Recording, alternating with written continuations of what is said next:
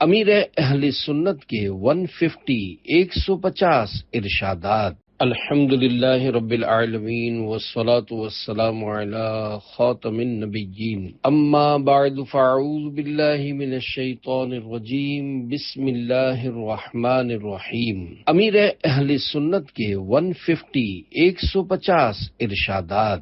دعائے خلیفہ امیر اہل سنت، یا رب المصطفیٰ، جو کوئی 16 صفحات کا رسالہ امیر اہل سنت کے 150 ارشادات پڑھ یا سن لے، اسے امیر اہل سنت کے صدقے نیکی کی راہ پر چلا اور دین و دنیا کی خوب برکتیں عطا فرما۔ آمین بجاہ خاتم النبیین صلی اللہ علیہ وآلہ وسلم۔ درود شریف کی فضیلت۔ شہنشاہ خوش خصال، پیکر حسن و جمال صلی اللہ علیہ وآلہ وسلم کا فرمان با کمال ہے، اذا نسیتم شیئا فصلوا علی تذکروہ انشاء اللہ، یعنی جب تم کوئی چیز بھول جاؤ تو مجھ پر درود پاک پڑھ لیا کرو، انشاء اللہ وہ چیز تمہیں یاد آ جائے گی۔ صلو علی الحبیب صلی اللہ علی محمد۔ بزرگوں کے ارشادات کی اہمیت۔ حضرت لقمان رضی اللہ عنہ نے اپنے بیٹے کو نصیحت کرتے ہوئے فرمایا، علماء کے ساتھ لازمی طور پر بیٹھا کرو اور حکمت والوں کا کلام سنا کرو، کیونکہ اللہ پاک حکمت کے نور سے مردہ دل کو اسی طرح زندہ کرتا ہے جس طرح مردہ زمین کو بارش کے قطروں سے۔ یاد رہے، علم و حکمت بھری باتوں سے جہاں فکر و نظر کے دریچے روشن ہوتے ہیں، وہیں علم دین سیکھنے کا ثواب بھی ہاتھ آتا ہے۔ الحمدللہ، شیخ طریقت امیر اہل سنت بانی دعوت اسلامی حضرت علامہ مولانا ابو بلال محمد الیاس عطار قادری رضوی ضیائی دامت برکاتہم العالیہ بھی اسلاف یعنی گزشتہ بزرگوں کے طریقے پر عمل کرتے ہوئے عام فہم انداز میں قرآن و حدیث کی روشنی میں نہ صرف شرعی سوالات کے جوابات ارشاد فرماتے ہیں، بلکہ بعض اوقات قیمتی طبی معلومات سے بھی روشناس فرماتے، متعدد گتھیوں کو سلجھاتے یعنی مشکلات کو حل فرماتے، مختلف علمی مدنی پھولوں کے ذریعے اسے اور منفرد بناتے اور دیکھنے سننے والوں کے دلوں میں خوف خدا و عشق مصطفیٰ کی شمع بھی فروزہ یعنی روشن فرماتے ہیں۔ آپ دامت برکاتہم العالیہ کی مجلس واعظ و نصیحت کا خزینہ اور گمراہوں کے لیے ہدایت کا زینہ ہے۔ آئیے مختلف موضوعات پر آپ کے ارشادات عالیہ ملاحظہ کیجیے۔ امیر اہل سنت کے 150 ارشادات۔ نمبر 1، اسلام امن اور راحت کا پیغام دیتا ہے۔ نمبر 2، کوئی کام کرنا ہو تو اسے سنجیدہ یعنی سیریس لینا ہوگا۔ انسان سنجیدگی سے کوئی کام کرے تو منزل پا لیتا ہے۔ نمبر 3، حسب ضرورت روزی پر قناعت کرنا سیکھیں۔ نمبر 4، فضول باتوں سے اس لیے بھی بچیں کہ فضول بات کرتے کرتے کہیں گناہوں بھری گفتگو میں نہ پڑ جائیں۔ نمبر 5، جس مرید میں دینی خوبیاں جتنا زیادہ ہوں گی، پیر اپنے اس مرید سے اتنی زیادہ محبت کرے گا۔ نمبر 6، والدین اپنی اولاد پر یہ ظاہر نہ کریں کہ ہم اپنے فلاں بیٹے یا بیٹی سے زیادہ محبت کرتے ہیں، ورنہ دیگر احساس کمتری کا شکار ہوں گے اور یہ ان کے لیے باعث ہلاکت یعنی باعث نقصان ہوگا۔ نمبر 7، سوشل میڈیا پر اپنے بنے ہوئے اکاؤنٹس پر اپنی فوٹو لگانا مجھے اچھا نہیں لگتا۔ اپنی تصاویر ختم کر کے حب جاہ کا خاتمہ کرنے کی کوشش کریں۔ نمبر 8، جتنا زیادہ نیکی کرنے میں شیطان وسوسے ڈالے، اتنی ہی زیادہ ہمت سے نیکی کرنی چاہیے۔ نمبر 9، بچوں کو جانوروں کے ساتھ حسن سلوک کا ذہن دینا چاہیے۔ نمبر 10، اپنے نیک اعمال پر مطمئن نہیں ہونا چاہیے بلکہ اللہ پاک کی خفیہ تدبیر سے ڈرتے رہنا چاہیے۔ نمبر 11، پیر کی توجہ حاصل کرنے کے لیے پیر کی اطاعت کی جائے۔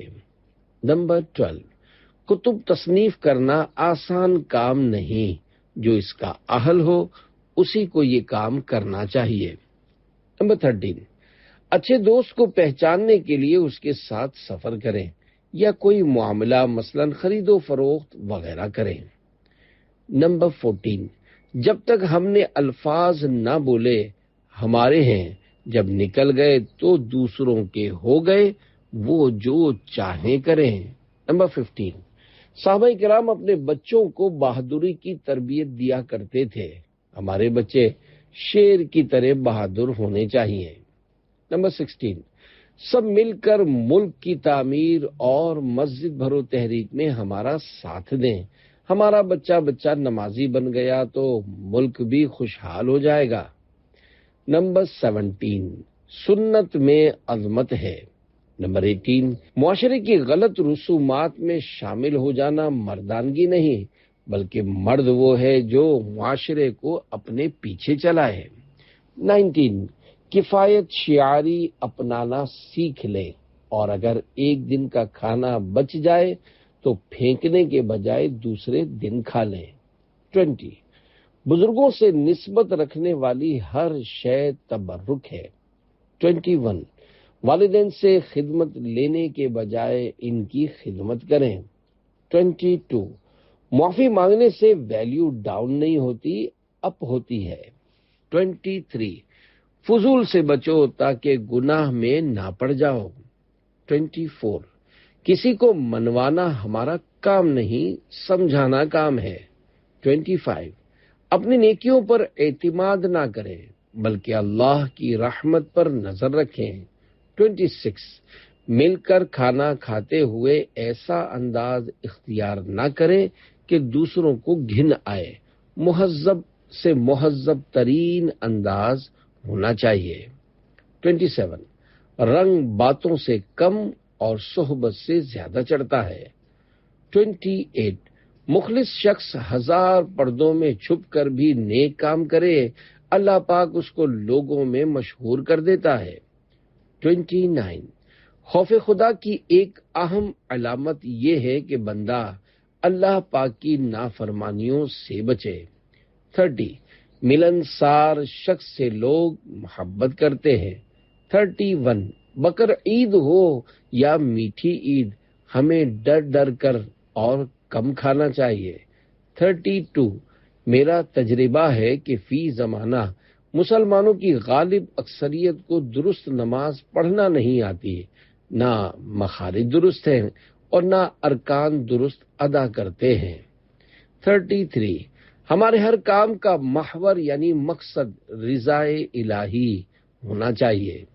34، ہماری زندگی کا مقصد اللہ و رسول کو منانا ہے مگر ہم لوگوں کو منانے میں خوار یعنی ذلیل ہو رہے ہیں۔ 35، مالکان اپنی گاڑیوں میں لکھ کر لگا دیں اس گاڑی میں گانے باجے اور فلمیں وغیرہ نہیں دکھائی جاتی، مسافر یعنی پیسنجرز اصرار نہ کریں۔ 36، رزق حلال کے حصول کے لیے وہ کاروبار کیجیے جس میں دین کی خدمت بھی کر سکیں۔ 37، برائیوں سے بچنے کا شعور برائیوں سے بچنے کا ذریعہ ہے۔ 38، امام معاشرے کے معززین ہیں، ان کا احترام کیجیے، ان کی خدمت کریں مگر مصافحہ کے دوران رقم نہ دیا کریں بلکہ لفافے میں ڈال کر تنہائی میں دیں۔ 39، خادم مسجد معاشرے کا مظلوم ترین فرد ہے، اس کے ساتھ بھی مالی تعاون کریں۔ 40، دکانوں وغیرہ کے نام متبرک نہ رکھے جائیں کیونکہ ان کی توہین ہو سکتی ہے، مثلا غوثیہ ٹیلرز وغیرہ، بلکہ دنیاوی نام نہ رکھے جائیں۔ 41، افسوس آج کل غفلت کا دور دورہ ہے، خوف کی چیزیں مثلا بادل کا گرجنا اور بجلی کا کڑکنا وغیرہ میں لوگ توبہ و استغفار کے بجائے اچھل کود کرتے اور لطف اٹھاتے ہیں۔ 42 گناہ سے بچنے کے لیے گناہ کے اسباب کو ختم کرنا ہوگا۔ 43 اللہ پاک کی نافرمانی کرنا مسلمان کا نہیں شیطان کا کام ہے۔ 44 مسلسل نیکی کی دعوت دیتے رہیں، شرم و جھجک ختم ہو جاتی ہے۔ 45 جس بات سے گناہوں کا دروازہ کھلے اس سے اجتناب کریں۔ 46 قبرستان جاتے رہیے کہ اس سے عبرت حاصل ہوتی ہے۔ 47 جس معالج کے علاج سے فائدہ نہ ہو تو اسے برا بھلا نہ کہیں، شفا دینے والا تو اللہ کریم ہے۔ 48 جس چیز کی نسبت حرمین طیبین یعنی مکہ و مدینہ اور بزرگوں سے ہو جائے، شریعت کے دائرے میں رہتے ہوئے اس کے لیے بہتر سے بہترین الفاظ استعمال کیجیے۔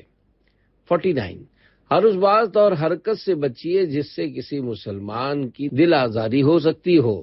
50 ہر فرد کا عالم بننے کی کوشش کرنی چاہیے، عالم ہونا بہت بڑی سعادت ہے۔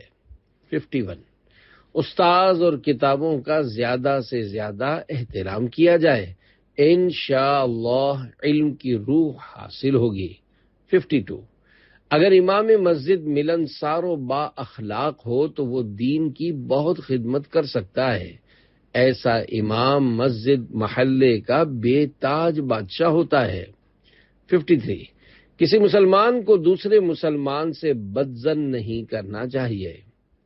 54 اگر طلباء کے اخلاق درست ہو جائیں اور ان میں صحیح معنوں میں سنجیدگی آ جائے تو یہ دین کی بہت بڑی خدمت کر سکتے ہیں۔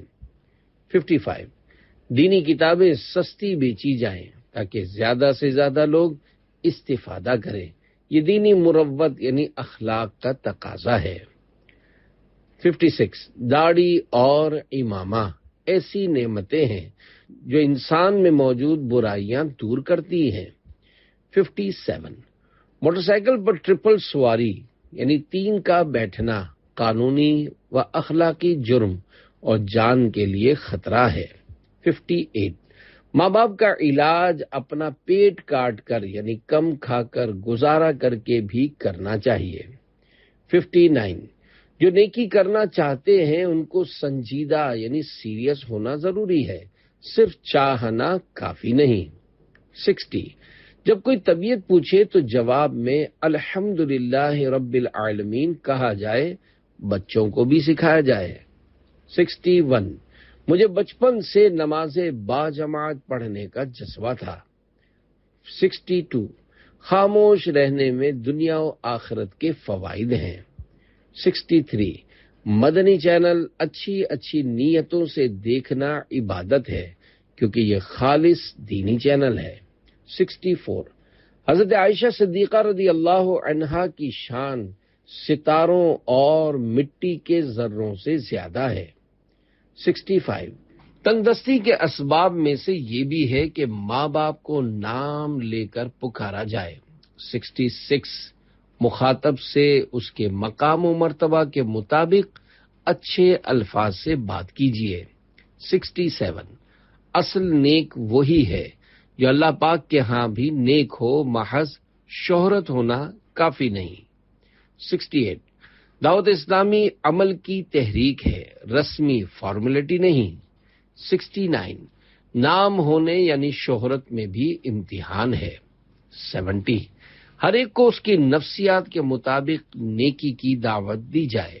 71 کاش ایسا ہو جائے کہ جب ہم بولنا چاہیں تو تھوڑا سا رک جائیں، سوچیں پھر بولیں۔ 72 کسی مسلمان پر زبان تان نہ کھولی جائے۔ 73 حافظ کو سارا سال قرآن مجید کی تلاوت کرتے رہنا چاہیے تاکہ منزل پکی رہے۔ 74 حتی الامکان ایسی فلائٹ یا بس میں سفر کرے جس میں کسی نماز کا وقت نہ آئے۔ 75 اپنے بچوں کو شیر بناؤ، دعوت اسلامی کے رسالے پڑھاؤ، بھوتوں پریوں کی کہانیوں سے بچاؤ۔ 76 لوگ عموماً کہہ دیتے ہیں کہ اللہ پاک نے یوں فرمایا ہے، قرآن میں یوں ہے، جو کہ بہت غلط انداز ہے۔ جب تک 100% یقین یا کسی مفتی یا مستند عالم سے تصدیق نہ کر لیں تو اپنی طرف سے یوں نہ کہا کریں۔ 77 مومن نرم طبیعت اور نرم زبان والا ہوتا ہے۔ 78 نرم مزاج شخص سے لوگ محبت کرتے ہیں۔ 79 باطن کو اجلا اور نیا کرنے کے لیے سچی توبہ کر لیجئے۔ 80 جان بوجھ کر نماز ترک کرنے سے دل میلا ہوتا ہے۔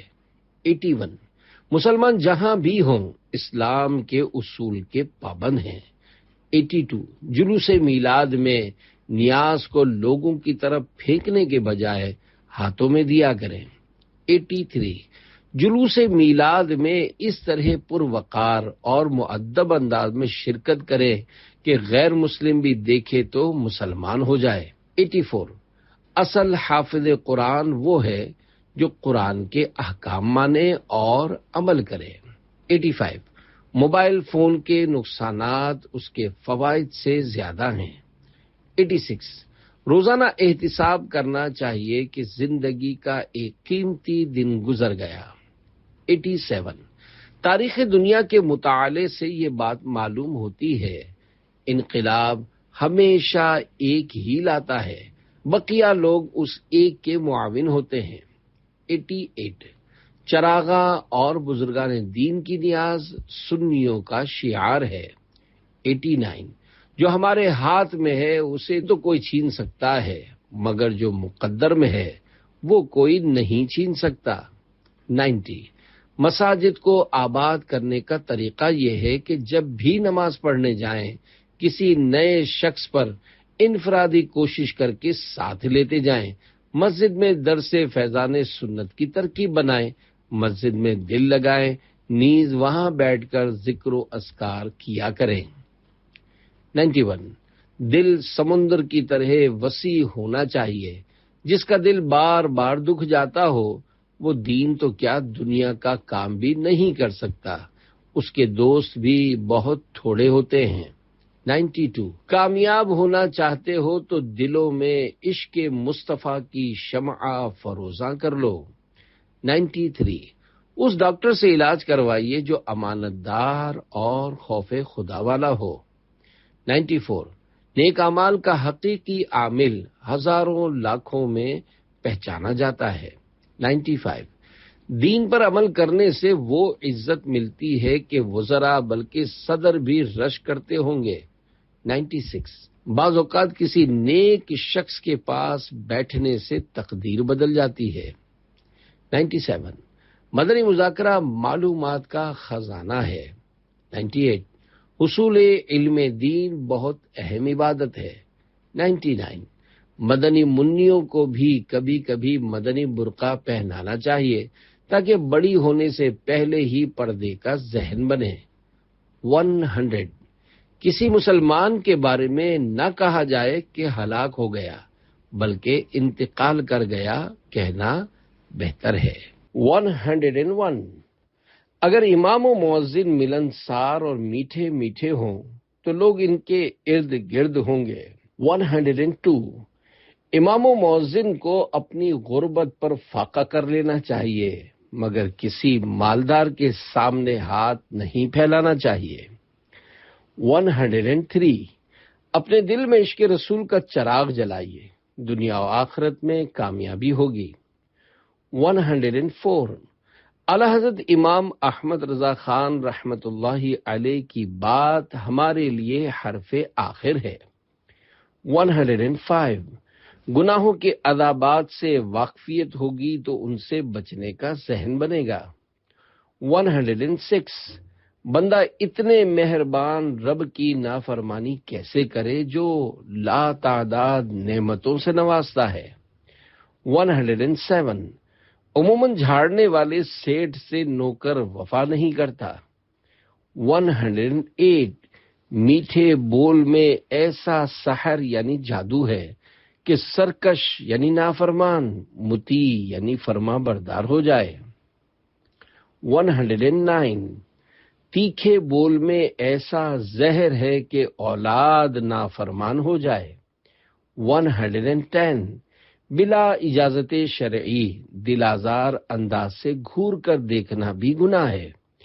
111 جذبہ سچا ہو تو کامیابی قدم چوم لیتی ہے۔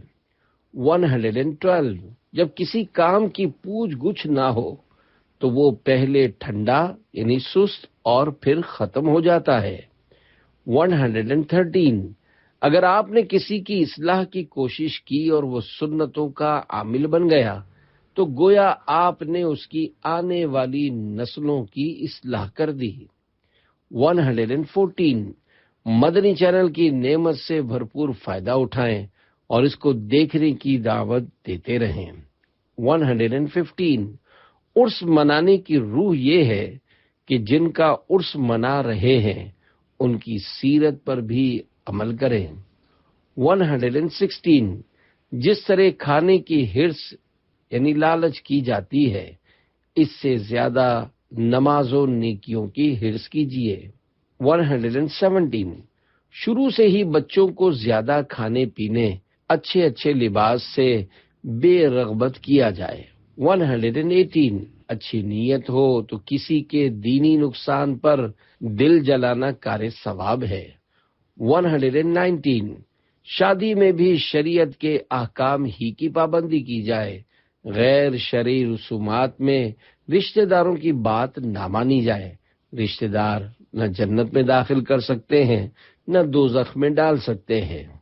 120 مفتی بہت عقل مند ہوتا ہے۔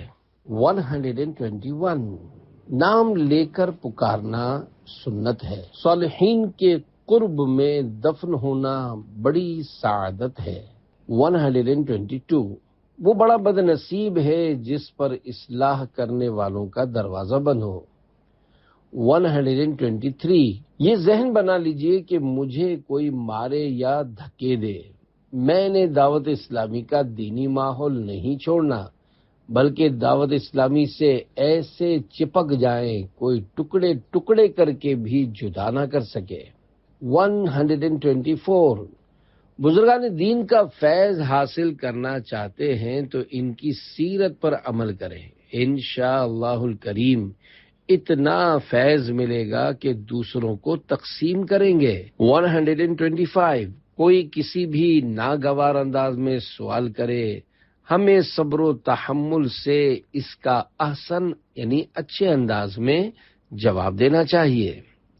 126 کسی بھی گناہ سے سکون نہیں ملتا۔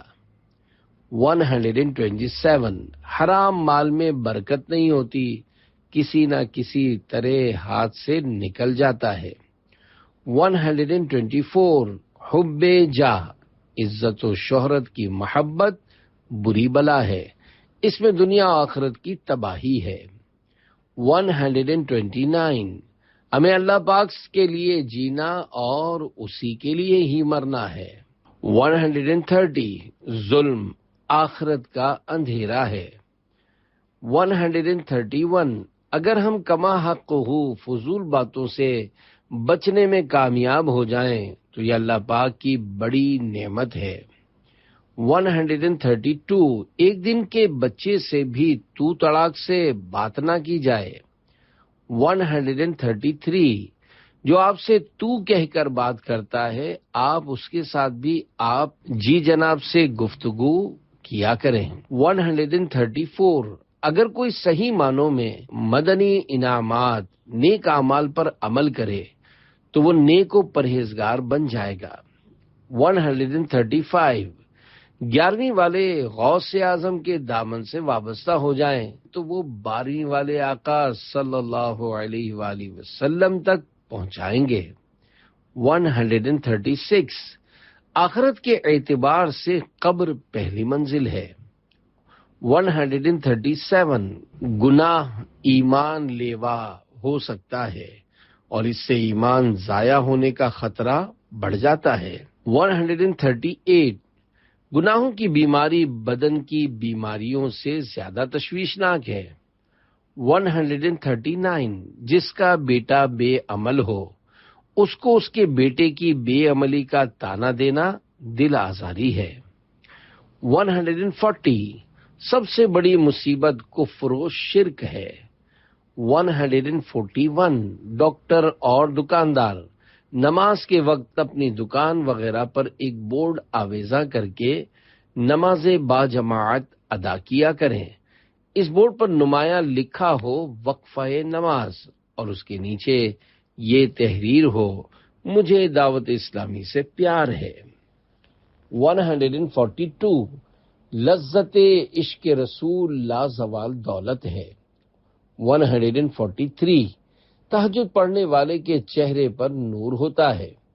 144 مسجد کی سجاوٹ لائٹوں سے نہیں نمازیوں سے ہے۔